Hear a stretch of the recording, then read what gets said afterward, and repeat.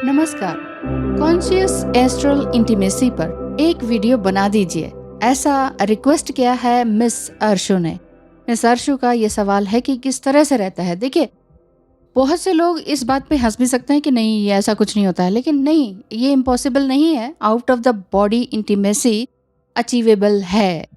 Fact यही है कि वो इस 3D लेवल से भी ज़्यादा सेटिस्फाइंग है। एस्ट्रल इंटीमेसी जो कि आपकी हेल्दी एनर्जी को बैलेंस्ड रखता है, एक क्रेविंग वाली एनर्जी से दूर रखता है। तो ये प्रैक्टिस से ही होता है। एस्ट्रल प्रोजेक्शन कहते हैं इसे, और जो लोग इसे प्रैक्टिस करते हैं वही समझ पाते हैं।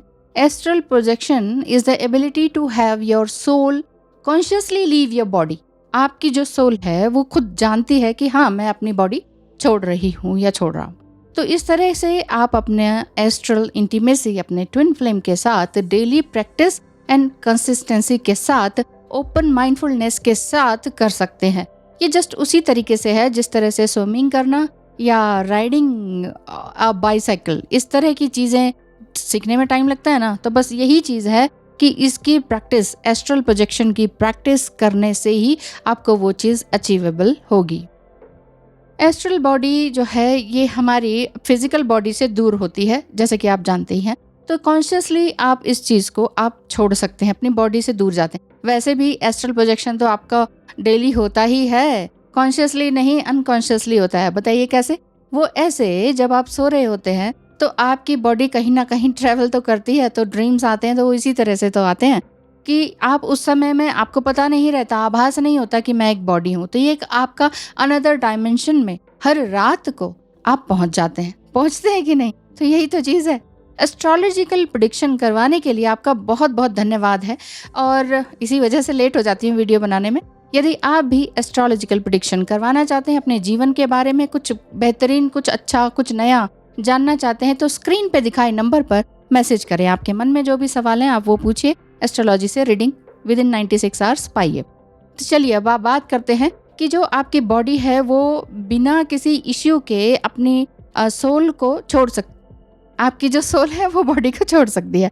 ठीक है, तो यही फिजिकल बॉडी है जो आपकी सिल्वर कॉर्ड से जुड़ी होती है। आपकी जो आत्मा है जब वो ऊपर जाती है, तो इसका मतलब ये नहीं है कि आपको मरने का डर है या कुछ और है। ऐसे डरने वाली इसमें बात नहीं है, और इसको आप daily, day to day practice में लेकर आ सकते हैं, तभी कुछ होगा। क्योंकि आपकी सिल्वर कॉर्ड्स जुड़ा हुआ होता है अपने ही बॉडी से।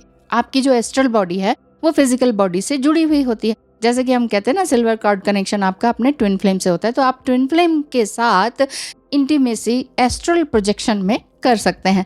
अब इसमें किसी भी तरह से डरने वाली बात नहीं है। बहुत लोग कहते हैं कि नहीं नहीं, कुछ अनदर एंटिटी में आ जाएंगे, हम पागल हो सकते हैं, हम ये, ऐसा नहीं है। Astral projection is an absolutely incredible thing to do, really. अगर आप डेली प्रैक्टिस में आएंगे, इतना प्लेंटी ऑफ टाइम अपने आप के साथ गुजारेंगे, तभी हो सकता है। ये टाइमलेस है एक तरह से। जितना टाइम आप लगाएंगे उतना ही आप उस चीज़ को माइंडफुली समझ पाएंगे और रियली फ्लाई कर पाएंगे कि अपने वर्ल्ड में, अपनी दुनिया में जो आप चाहते हैं उस तरह से आप वो चीज़ देख सकते हैं, अचीव कर सकते हैं।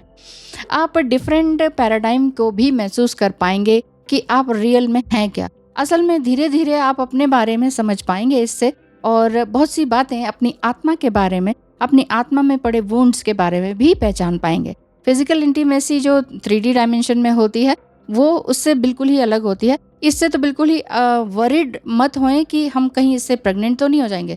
प्रेगनेंसी वाला कोई बात नहीं है इसमें, और क्योंकि ये सब कुछ ऊपरी तौर पर हो रहा है, बाहरी तौर पर हो रहा है, out of the body soul level पर हो रहा है। तो इसीलिए इसे कोर बीइंग से आप समझ पाएंगे तो ही हो पाएगा।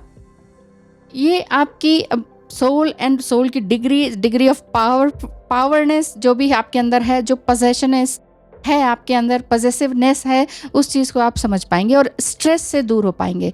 बेसिकली आप बिल्कुल लाइट होने के लिए आप इसका यूज़ कर सकते हैं। ठीक है, ये जो 3D लेवल का है ना इंजॉयबल मोमेंट, उससे भी कहीं ज़्यादा खूबसूरत है। एस्ट्रल प्रोजेक्शन जो करवाते हैं, जो हिप्नोथेरेपिस्ट हैं स्टीव जे जोन्स, वो बहुत कुछ इसके बारे में लिखते हैं। स्टीव जे जोन्स की बुक्स आप ऑनलाइन खरीद सकते हैं। आगे अर्शु पूछना चाहती हैं कि कंटिन्यूस पेन वाली स्टेज बता दो। तो देखिए, पेन मेंटल पेन भी होता है और ट्विन फ्लेम जर्नी में फिजिकल पेन भी होता है। तो दोनों तरह के पेन हैं जो हमें ज़्यादातर डिवाइन फेमिनाइन एनर्जी को ज़्यादातर झेलने पड़ते हैं। और वो इस तरह के होते हैं कि डॉक्टर्स भी डायग्नोज नहीं कर पाते। आप कहेंगे ना कि कहाँ दर्द है क्या, तो डॉक्टर पहचान ही नहीं पाएंगे कहाँ दर्द है, कैसा दर्द है, प्रॉब्लम है क्या। तो सेपरेशन से पहले इस तरह से होता है जैसे कि मुझे फील हुआ था कि ये पेन की सांसें अटक जाती हैं, ब्रीथ करने में बहुत प्रॉब्लम आती है, ऐसे बिल्कुल अटक जाती है, अब कुछ कह नहीं सकते। खाना पीना और रेस्ट करना, सोचना, दिमाग लगाना सब खत्म हो जाता है, बंद हो जाता है। रेस्टलेसनेस आ जाती है, एक पागलपन जैसा एहसास होता है। क्या पहनना है, कैसे पहनना है, क्या खा रहे हैं, क्या नहीं खा रहे हैं, सब कुछ बंद हो जाता है, सोचना समझना। हार्ट रेंचिंग सिचुएशन आ जाती है, स्टोर रूम में जाकर पिलो के साथ रोना, ये सारी चीज़ें हुई हैं। तो ये सिलसिला मेरे साथ तो 7 डेज तक चला। जो ये हार्ट रेंचिंग वाली सिचुएशन है, जो आप बोल रहे हैं ना कि क्या होता है, जस्ट जो लॉन्ग सेपरेशन है, जो फाइनल सेपरेशन है ना, उससे पहले होता है।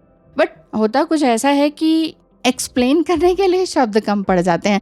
तो ऐसा ही आपके साथ भी होता होगा। चलिए जी, होता है जो भी कुछ होता है वो अच्छे के लिए ही होता है। आगे अर्शु पूछती हैं कि हीलिंग प्रोसेस भी बता दो थोड़ा सा, कि इतनी हार्ट रेंजिंग सिचुएशन में हम क्या करें। तो देखिए, इसके लिए जो मैं अपना एक्सपीरियंस बता सकती हूँ कि मुझे तो बस डिवाइन गाइडेंस मिलती चली गई, तुरंत मेडिटेशन करने बैठ गई, जबकि उस समय पता भी नहीं था मेडिटेशन में एग्जैक्टली है क्या। ज्ञान मुद्रा लगाए, स्ट्रेटली बैठ गई और अर्ली मॉर्निंग जब वो सूरज की किरण रूम के अंदर आती थी उसी टाइम बैठ जाती थी। बस यही था कि बच्चों को खाना दिया, बस फिर से मेडिटेशन में बैठ गए, फिर थोड़ा सा काम किया, फिर मेडिटेशन में बैठ गए। कॉन्शियसली कुछ नहीं किया, ये सब कुछ डिवाइनली गाइडेड होता चला गया। इसीलिए कहती हूँ, इनर वर्क कोई कोर्स नहीं है कि कहीं से आपने ले लिया, 6 महीने साल महीने का कर लिया और बस हो गया। ऐसा नहीं होता है। इनर वर्क आपके अंदर की इनर गाइडेंस, इनर वॉइस, ये आप अगर पहचान पाते हैं, वो वही समय है जब आपकी सोल इवॉल्व हो रही होती है। सो या सेपरेशन टाइम में आप कॉन्शियसली एस्ट्रल इंटीमेसी इंजॉय कर सकते हैं। पेन की सिचुएशन में मेडिटेशन कर सकते हैं और बहुत सुकून मिलेगा आपको इस तरह के मेडिटेशन करके। तो देखिएगा आपके साथ क्या होता है। सबकी डिफरेंट जर्नी है, तो सबके लिए अलग अलग है। तो all the best, God bless you. ध्यान रखें अपना, और सेपरेशन टाइम में आप इसे एंजॉय कर सकते हैं, बट बहुत ज़्यादा एडिक्टिव मत होइएगा, नहीं तो ये एक अलग ही तरह की प्रॉब्लम आपके लिए क्रिएट हो जाएगी। थैंक यू सो मच, धन्यवाद, नमस्कार।